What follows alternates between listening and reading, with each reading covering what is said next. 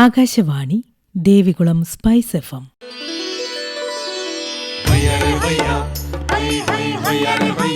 കിസാൻ വാണി.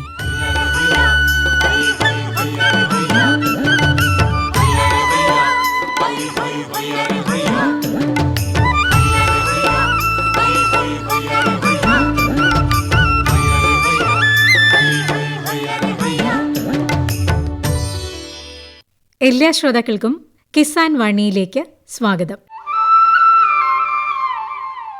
ഈ പരിപാടിയുടെ പ്രായോജകർ കേന്ദ്ര കൃഷി കർഷകക്ഷേമ മന്ത്രാലയം, ഭാരത സർക്കാർ.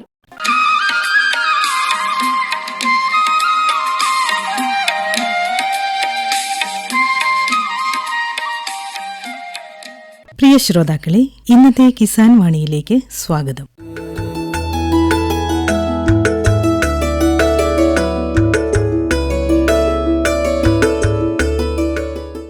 പച്ചക്കറി കൃഷിയിൽ സജീവമായി ശ്രദ്ധിക്കുന്ന ഉടുമ്പൻചോല ഗ്രാമപഞ്ചായത്തിലെ മേലെ ചെമ്മണ്ണാറിലെ വീട്ടമ്മയായ ശ്രീമതി ഷൈനി സാജു തണ്ടുംപുറത്ത് തന്റെ കാർഷിക പ്രവർത്തനങ്ങളെപ്പറ്റി സംസാരിക്കുകയാണ് ഇന്നത്തെ കിസാൻ വാണിയിൽ. കിസാൻ വാണി ടീം ഇന്നെത്തിയിരിക്കുന്നത് ഉടുമ്പൻചോല പഞ്ചായത്തിലെ മേലെ ചെമ്മണ്ണാറിലുള്ള ഷൈനി സാജുവിൻ്റെ വീട്ടിലാണ്. ഏലത്തിനും കുരുമുളകിനുമൊപ്പം സമൃദ്ധമായി പച്ചക്കറികളും കൃഷി ചെയ്ത് വരുമാനം നേടുന്ന ഷൈനി സാജു തൻ്റെ കാർഷിക അനുഭവങ്ങൾ കിസാൻ വാണി ശ്രോതാക്കളുമായി പങ്കുവയ്ക്കുന്നു. ചേച്ചി നമസ്കാരം. നമസ്കാരം. എന്തൊക്കെയാണ് ഇവിടെ കൃഷി ചെയ്യുന്നത്? മെയിനായിട്ട് പീനീസ്, പയറ്, കാബേജ്, വെള്ളരി, മത്തങ്ങ, കുമ്പളങ്ങ, എല്ലാ ഐറ്റങ്ങളും ഉണ്ട് പച്ചക്കറികളിൽ. തക്കാളി തന്നെ 2-3 ഇനം ഉണ്ട്, കാബേജാണ് 2 ഇനം ഉണ്ട്, പച്ചമുളക് എല്ലാം നമ്മുടെ പച്ചക്കറി. തക്കാളി 3 ഇനം ഉണ്ട്, ആപ്പിൾ തക്കാളി ഉണ്ട്, സാധാരണ തക്കാളിക്ക് ഉണ്ട്, ചെറിയ ഔഷധ ഗുണമുള്ള തക്കാളിയുണ്ട്. ഇതെല്ലാം സ്കൂളുകളിലും പഞ്ചായത്തിലൊക്കെ ഓർഡർ ഉള്ളതാണ് എപ്പോഴും. ഇവിടെ വന്ന് വീട്ടിലേക്ക് കയറുമ്പോൾ തന്നെ മനോഹരമായൊരു പൂന്തോട്ടം വീടിന് മുറ്റത്ത് കാണാം. ഈ പൂന്തോട്ട പരിപാലനത്തിൽ ഏർപ്പെട്ടത് എങ്ങനെയാണ്? എന്താണ് അതിനോടുള്ളൊരു താല്പര്യം വരാൻ കാരണം? എനിക്ക് പൂക്കൾ ഭയങ്കര ഇഷ്ടമാണ്. ചെറുപ്പം മുതലേ എൻ്റെ വീട്ടിൽ റോസ ചെടികളൊക്കെ ഉണ്ടായിരുന്നു. കല്യാണം കഴിച്ച് ഇവിടെ വന്നപ്പോഴും പൂച്ചെടി വെക്കാവുന്ന ഒരു സാഹചര്യമായിരുന്നു. ഇവിടെ ഇഷ്ടംപോലെ സ്ഥലമുണ്ടല്ലോ. അങ്ങനെ വെച്ച് മിക്കവരും തന്നെ ഇവിടെ വരും പൂച്ചെടി കണ്ട്. അവർക്കെല്ലാം കുറച്ച് കൊടുക്കുകയും ചെയ്യും, വരുന്നവർക്കെല്ലാം. അങ്ങനെ നല്ല സന്തോഷമാണ് പൂക്കളൊക്കെ കാണുമ്പോൾ നമ്മുടെ മനസ്സിനും ഒക്കെ. അത്രയേ. ഏലവും കുരുമുളകും ആയിരുന്നോ ചേച്ചി വരുമ്പോൾ ഇവിടെ പ്രധാനപ്പെട്ട കൃഷി? ഏലവും കുരുമുളകും ആയിരുന്നു ഞാൻ വന്നപ്പോൾ ഇവിടെ പ്രധാനപ്പെട്ട കൃഷി. പിന്നെ എൻ്റെ ഭർത്താവ് എല്ലാത്തിനും സപ്പോർട്ട് ചെയ്ത് നിൻ്റെ ഇഷ്ടം പോലെ എല്ലാം ചെയ്തോളാൻ പറഞ്ഞ് സ്ഥലമൊക്കെ ഏലം പറിച്ചു മാറ്റിയാണേലും തരും. അതവിടെയൊക്കെ ഞാൻ എല്ലാം കൃഷി ചെയ്ത് ഇങ്ങനെയായി. എത്ര വർഷമായി പച്ചക്കറി കൃഷി ചെയ്യാൻ തുടങ്ങിയിട്ട്? പച്ചക്കറി കൃഷി ഞാൻ ഒരുപാട് വർഷങ്ങളായി. ഒരു 10-15 വർഷം അതിനെ കെട്ടിച്ചപ്പോൾ തൊട്ട് പിള്ളേരൊക്കെ അറിവായി കഴിഞ്ഞപ്പോൾ തൊട്ട് ഞാൻ തുടങ്ങിയതാണ്. പിന്നെ അത് ഈ വിപണിയിലേക്കൊക്കെ പോയി തുടങ്ങിയത് ഈ 3 വർഷം കൊണ്ടാണ്. കുടുംബശ്രീയിലും പഞ്ചായത്ത്, സ്കൂള്, അങ്ങനെ എസ്റ്റേറ്റ് മേഖലകളിലൊക്കെ ഇങ്ങനെ പോയിക്കൊണ്ടിരിക്കും. ഇപ്പോൾ ബീൻസും പയറും പ്രധാനപ്പെട്ട ഒരു വിളയാണല്ലോ. എന്താണ് ഈ ബീൻസിൻ്റെ ഒരു കൃഷി രീതി?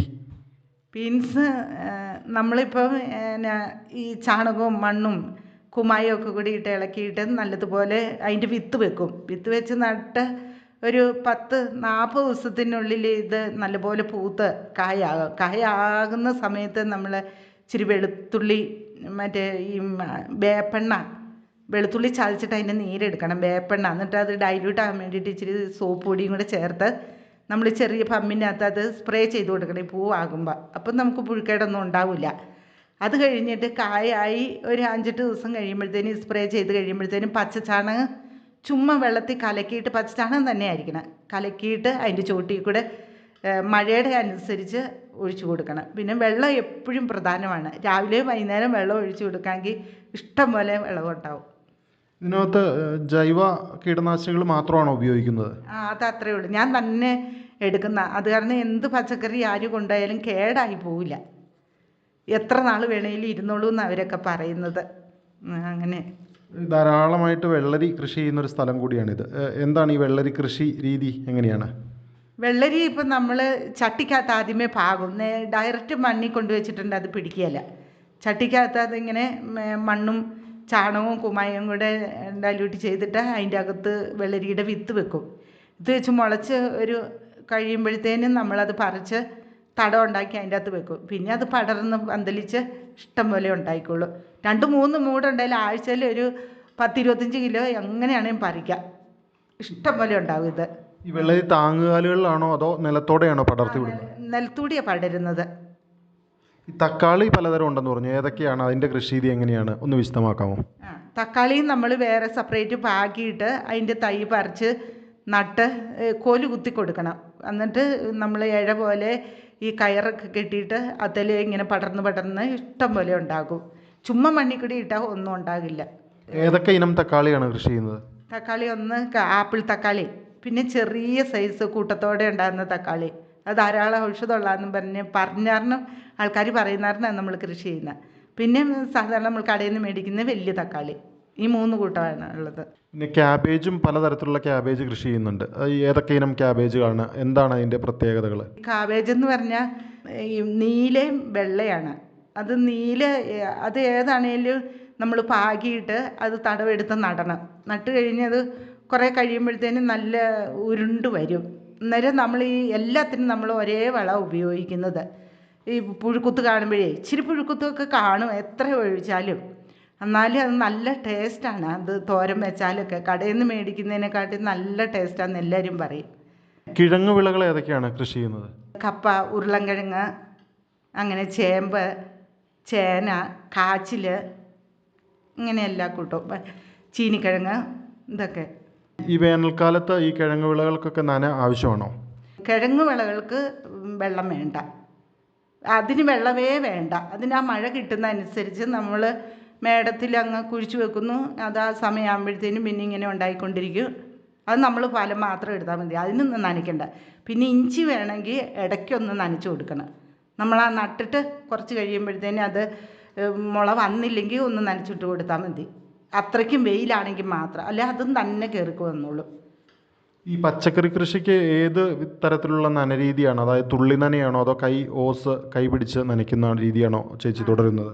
ചെറിയ തൈയാകുമ്പോൾ നമ്മൾ ഈ സ്പ്രിംഗ്ലർ പോണക്കത്തെ ചെറുതും കൊണ്ട് നനയ്ക്കണം, പൂവളിക്കകത്ത് നനയ്ക്കണം. അത് വലുതായി അത് ചോട്ട് പറഞ്ഞു പോയില്ലെന്ന് പറഞ്ഞാൽ ഹോസ് വെച്ചിട്ട് ചുമ്മാ നമ്മൾ നനച്ചാൽ മതി. എത്ര ദിവസം കൂടുമ്പോൾ ഈ വേനൽക്കാലത്ത് ഈ പച്ചക്കറികളൊക്കെ ഇങ്ങനെ നനയ്ക്കണം? അതെന്നും നനയ്ക്കണം. മഴയില്ലെങ്കിൽ നമ്മൾ രാവിലെയും വൈകുന്നേരം കറക്റ്റായിട്ട് നനയ്ക്കണം. നനച്ചില്ലെങ്കിൽ നമുക്ക് ഫലം കിട്ടുകയില്ല. വെള്ളമാണ് ഇതിന് ഏറ്റവും പ്രധാനം. ഈ ഹൈ റേഞ്ചിലെ കാലാവസ്ഥ ഈ പച്ചക്കറി കൃഷിയൊക്കെ സ്വാധീനിക്കുന്ന പ്രധാനപ്പെട്ട ഘടകമാണല്ലോ. അപ്പോൾ ഏത് മാസമാണ് ഹൈ റേഞ്ചിലെ പച്ചക്കറികൾ കൃഷി ചെയ്യാൻ അനുയോജ്യമായത്? ഡിസംബർ കഴിഞ്ഞാൽ എല്ലാ മാസവും ചെയ്യാം. മെയ് ജൂൺ മാസത്തിൽ മാത്രമേ നമുക്ക് ഇച്ചിരി തടസ്സം, ജൂൺ മാസത്തിൽ മാത്രമേ നമുക്ക് ഇച്ചിരി തടസ്സം വരുള്ളൂ, മഴയും വെള്ളവും. അന്നേരത്തിന് നമ്മുടെ മത്തയുടെ എല്ലാം വെള്ളം വീണ് പോകും. പിന്നെ തുലാമാസമൊന്നും അത്ര വിഷയമില്ല. ബാക്കിയെല്ലാം 12 മാസവും 10 മാസവും നമുക്ക് ചെയ്യാം. ഈ മെയ് ജൂൺ മാസം ഒഴിച്ച് ബാക്കി 10 മാസം നമുക്ക് കറക്റ്റായിട്ടും ചെയ്യാം, ഒരു കുഴപ്പമില്ല. ഈ പച്ചക്കറി കൃഷി ഇന്ന് ഉൽപ്പാദിപ്പിക്കുന്ന വിളവ് എങ്ങനെയാണ് വിറ്റഴിക്കുന്നത്? വിപണി ഒരു പ്രശ്നമാണോ? വിപണി നമ്മൾ കടയിലൊക്കെ എല്ലാവരും ചോദിക്കുന്നുണ്ട്. പക്ഷെ നമ്മൾ സ്കൂള്, പഞ്ചായത്ത് അവിടെയൊക്കെ കൊടുക്കുന്നുണ്ട്. പിന്നെ കുടുംബശ്രീയിൽ മാസത്തിൽ നമ്മുടെ ഉടുമ്പൻചോല പഞ്ചായത്തിൽ കച്ചവടമുണ്ട്, അന്നേരം അവർക്ക് കൊടുക്കും. ഒന്നും നമുക്ക് വേസ്റ്റായി പോയില്ല. കറക്റ്റ് നമ്മൾ ആ ശനിയാഴ്ച ദിവസം ആഴ്ചയിൽ ഓരോ ദിവസം ഈ വിളവുകളെല്ലാം എടുത്തു വെച്ചിട്ട് നമ്മൾ വേണ്ടവരെ അറിയിക്കും. അവർ വന്ന് കൊണ്ടുപോകും, അല്ലെങ്കിൽ നമ്മൾ കൊണ്ടു കൊടുക്കും. അങ്ങനെയാണ്. ഇതിൻ്റെ വിപണി വിലയിൽ നിന്ന് കൂട്ടിയാണോ നമ്മൾ വിൽക്കുന്നത് അതോ അതിൽ കുറച്ചാണോ നമുക്ക് വില ലഭിക്കുന്നത്? ഇല്ല, നമ്മളൊരു ഫിക്സഡ് വില ഇട്ടിട്ടുണ്ട്. അതാണ് നമ്മുടെ കച്ചവടത്തിൻ്റെ രഹസ്യം. അതെന്നു വെച്ചാൽ ഈ പ്രാവശ്യം ബീനീസിന് 120 രൂപയൊക്കെ വരുമ്പോഴും ഞാൻ എപ്പോഴും 50 രൂപ ആ റേറ്റിലാണ് കൊടുക്കുന്നത്. വാങ്ങുന്നവർക്ക് വലിയ ലാഭമാണ്. വാങ്ങുന്നവർക്ക് വലിയ ലാഭമാണ്. നമുക്ക് എപ്പോഴും ഒരേ വില കിട്ടുവാണ്. അത് കാരണം എല്ലാത്തിനും. പിന്നെ തക്കാളിക്കൊക്കെ 30 രൂപ, കാച്ചിനൊക്കെ 30-40, അങ്ങനെ കിഴങ്ങ് വർഗ്ഗങ്ങൾക്കൊക്കെ കുറവാണ്. ഇഞ്ചിക്കൊക്കെ ആണെങ്കിൽ 140 രൂപ വരെ കിട്ടുന്നുണ്ട്. ഇഞ്ചിയൊക്കെ ഈ സ്ഥിരമായി വാങ്ങുന്നവർ തന്നെയാണോ വാങ്ങുന്നത് അതോ പുറത്തുനിന്ന് പുതിയ ആളുകൾ വന്ന് സാധനങ്ങൾ വാങ്ങാറുണ്ടോ? ഇല്ല, സ്ഥിരമായിട്ട് വാങ്ങുന്നവരാണ് മേടിക്കുന്നത്. സ്ഥിരമുണ്ട്. സ്കൂളുണ്ട്, പഞ്ചായത്തുണ്ട്, പിന്നെ വീട്ടുകാരൊക്കെ ഉണ്ട്.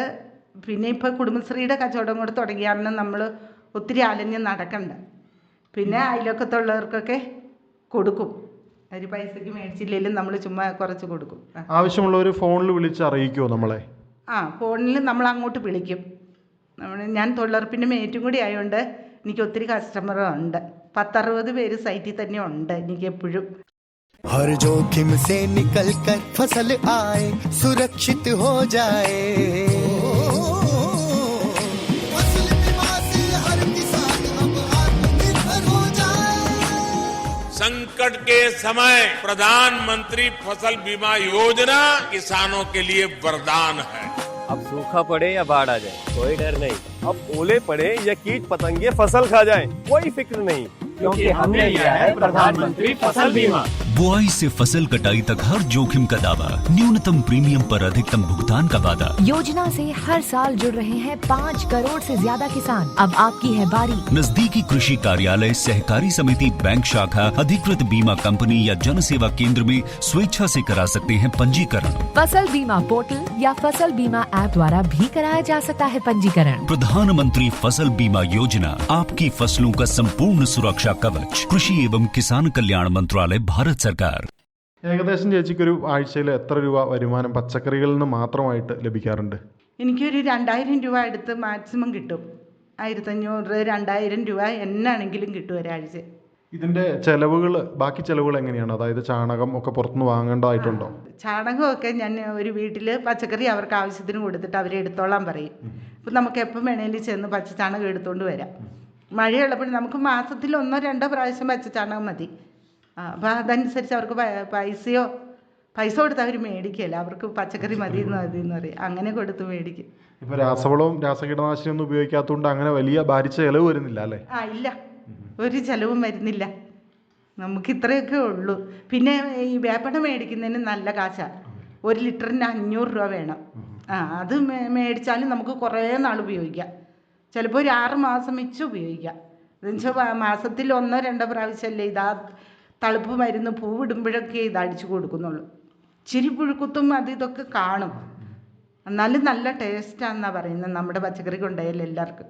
ഈ കൃഷിപ്പണികളൊക്കെ, അത് മണ്ണുപണിയൊക്കെ ആരാ ചെയ്യുന്നത്? ചേച്ചി തന്നെയാണോ അതോ പുറത്തുനിന്ന് ആളെ വിളിക്കാറുണ്ടോ അതോ ഭർത്താവ് സഹായിക്കാറുണ്ടോ? എങ്ങനെയാത്? ഭർത്താവ് അങ്ങനെ സഹായിക്കില്ല, പറമ്പിലൊക്കെ പണിയല്ലേ. അപ്പോൾ ചിലപ്പോൾ പണിക്കാരെ വീട്ടിൽ തരും പീനീസ് പയറൊക്കെ നടാൻ നേരത്ത്. ബാക്കിയുള്ളതൊക്കെ ഞാൻ തന്നെ നേരം പോക്കിന് വേണ്ടിയിട്ട് അങ്ങനെ ചെയ്യുന്നതേ ഉള്ളൂ. ഇത്രയും കൃഷി മുന്നോട്ട് കൊണ്ടുപോകുമ്പോൾ എങ്ങനെയാണ് ചേച്ചിയുടെ ഒരു ദിനചര്യ? ഞാൻ വെളുപ്പിന് എഴുന്നേക്കും, 3:30 ആകുമ്പോൾ എണീക്കും.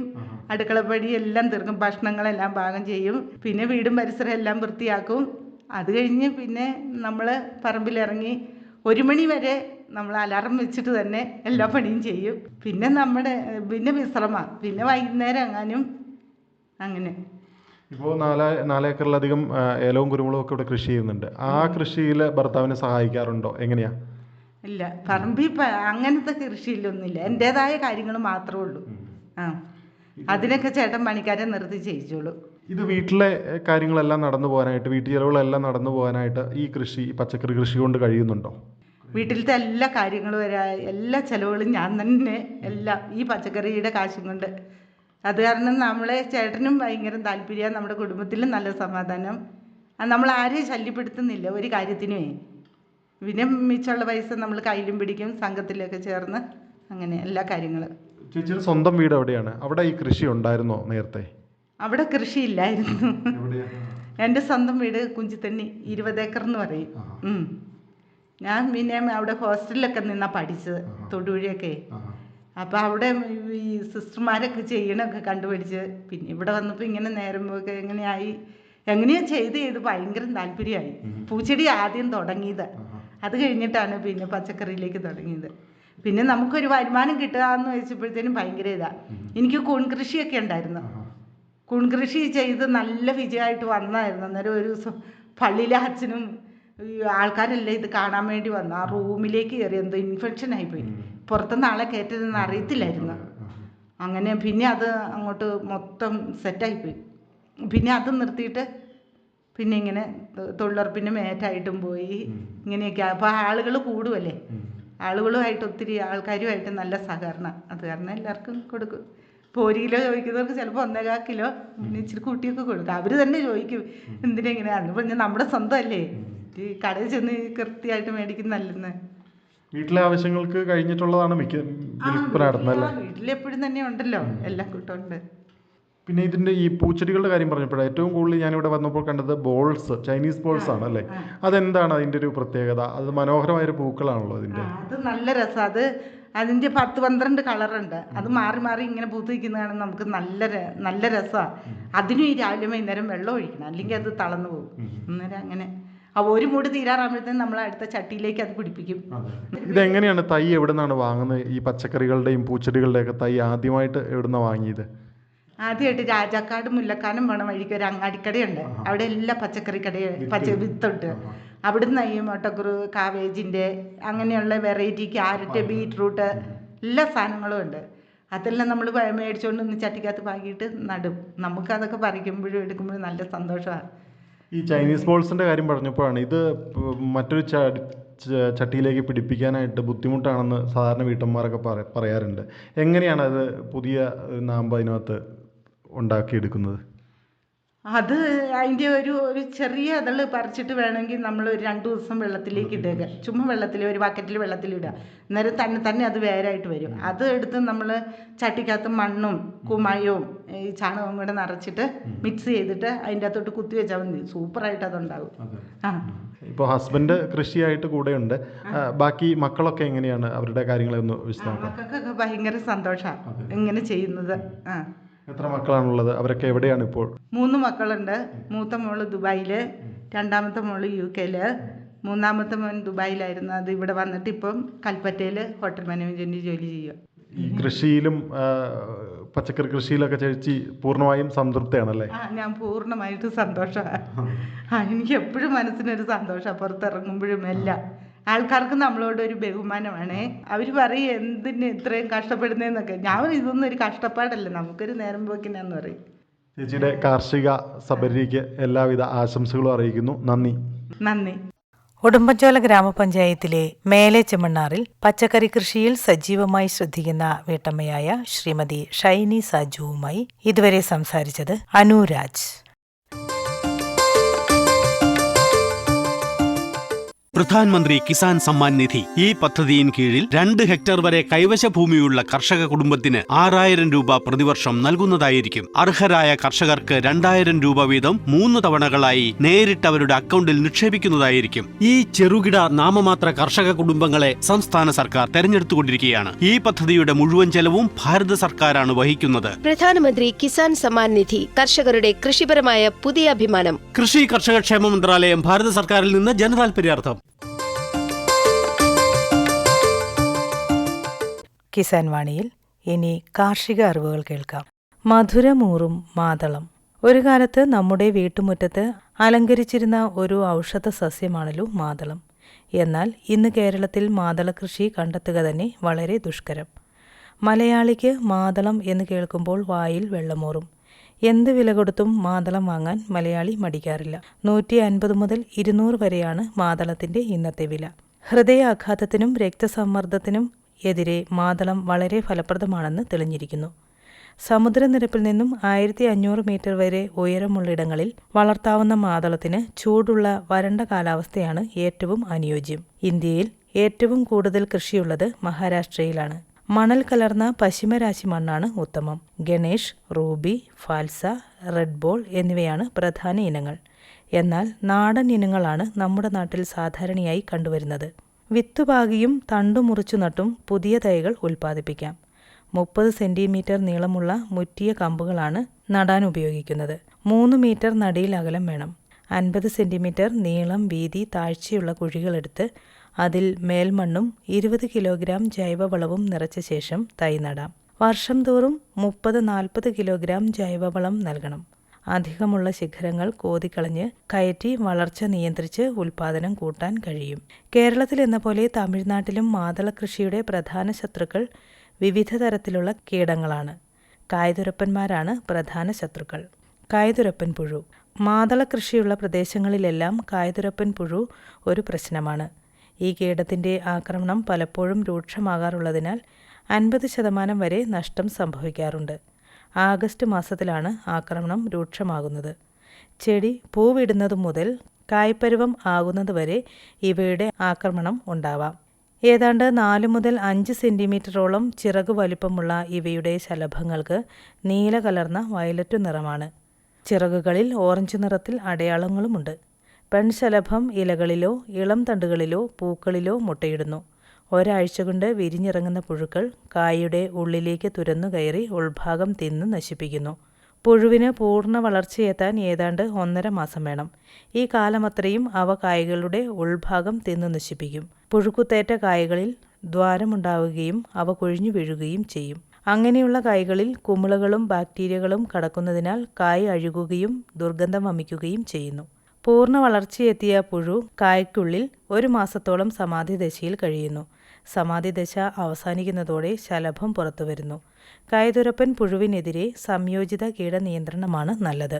കൊഴിഞ്ഞു വീഴുന്ന കേടായ കായകൾ യഥാസമയം തീയിട്ട് നശിപ്പിക്കുക. കായകൾ പേപ്പർ കൊണ്ടോ പോളിത്തീൻ കൂടുകൾ കൊണ്ടോ പൊതിഞ്ഞു സൂക്ഷിക്കുന്നത് നല്ലതാണ്. 3% വീര്യമുള്ള വേപ്പെണ്ണ ചെടികളിൽ തളിച്ച് മുട്ടയിടുന്നത് ഒരു പരിധിവരെ തടയാവുന്നതാണ്. കീടാക്രമണം രൂക്ഷമാകുന്നുവെങ്കിൽ മാത്രം മാലത്തേയോൺ 2 മില്ലിലിറ്റർ 1 ലിറ്റർ വെള്ളത്തിൽ എന്ന തോതിൽ കലർത്തി ചെടി പൂവിടുന്ന സമയത്തും കായ് പിടിക്കുന്ന സമയത്തും തളിക്കാവുന്നതാണ്. ശൽക്ക കീടങ്ങളും മീലി മൂട്ടകളും. ഇത്തരം കീടങ്ങൾ ചെടിയുടെ പല ഭാഗങ്ങളിലും കൂട്ടത്തോടെ ഇരുന്ന് നീരൂറ്റി കുടിക്കുന്നത് കാണാം. നീരൂറ്റി കുടിക്കുന്നത് കാരണം ഇലകൾ മഞ്ഞളിക്കുകയും പൊഴിയുകയും ഇളം തണ്ടുകൾ വാടി ഉണങ്ങുകയും ചെയ്യുന്നു. പലപ്പോഴും കായ്പ്പുറത്തുള്ള ഇവയുടെ ആക്രമണം മൂലം കായകൾ പൊഴിഞ്ഞു വീഴുന്നു. കീടത്തിന്റെ വിസർജ്യത്തിന്റെ കരിയും പൂപ്പ് കുമിളുകൾ വളരുന്നു. ഇവയുടെ കൂടെ ഉറുമ്പുകളെയും കാണാറുണ്ട്. നിയന്ത്രണ മാർഗങ്ങൾ. കീടങ്ങൾ കൂട്ടമായി കാണുന്ന ശിഖരങ്ങൾ മുറിച്ചു മാറ്റി കത്തിക്കുക. കാലാകാലങ്ങളിൽ ചെടികൾ നിരീക്ഷിച്ച് ആവശ്യമെങ്കിൽ മാത്രം ക്വിനാൽഫോസ് 25 EC 2 മില്ലിലിറ്റർ 1 ലിറ്റർ വെള്ളം എന്ന തോതിൽ ചേർത്ത് തളിക്കുക. മുഞ്ഞ.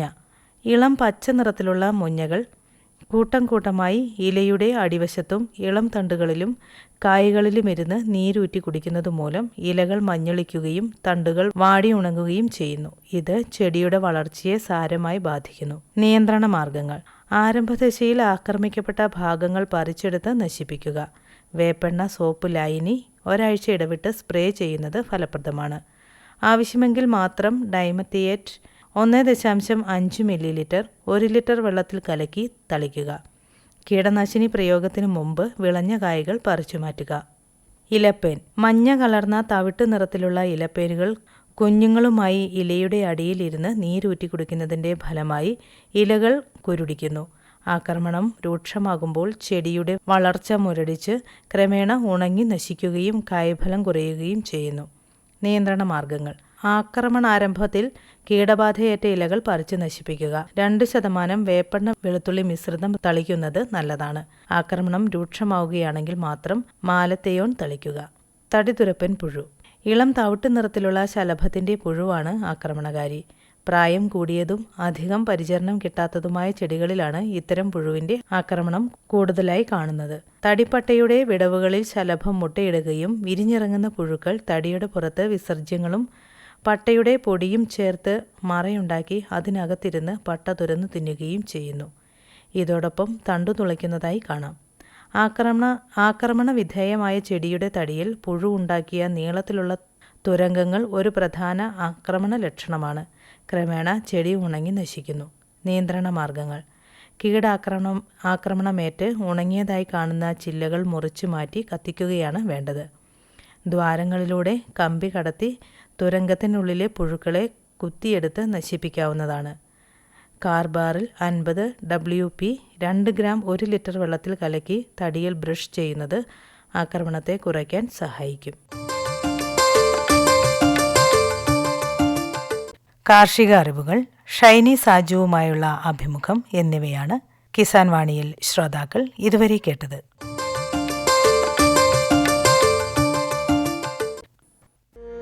सूखा हो या बेमौसम की बरखा हो, कीड़ा लगे खेत में या दुविधा हो, बहुत ही कम प्रीमियम पे पूरी हो भरपाई, फसल बीमित रहे कटाई के बाद भी भाई। हाँ, ऋणी या अऋणी अब हर किसान लाभ उठाए, एक मौसम एक दर है, सब किसान बीमा कराए।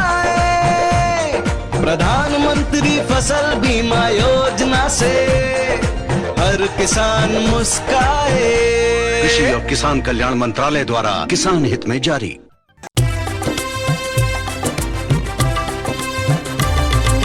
സഹകരണത്തിൻ ബലത്തിൽ വികാസത്തിനു ചുവട് വയ്ക്കാം.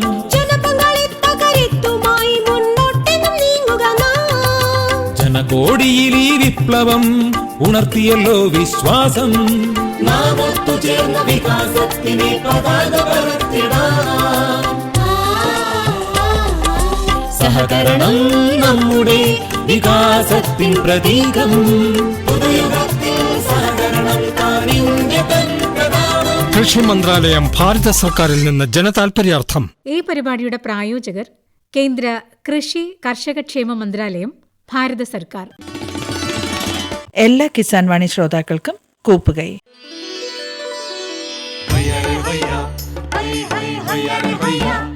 കിസാൻ വാണി സമാപിക്കുന്നു.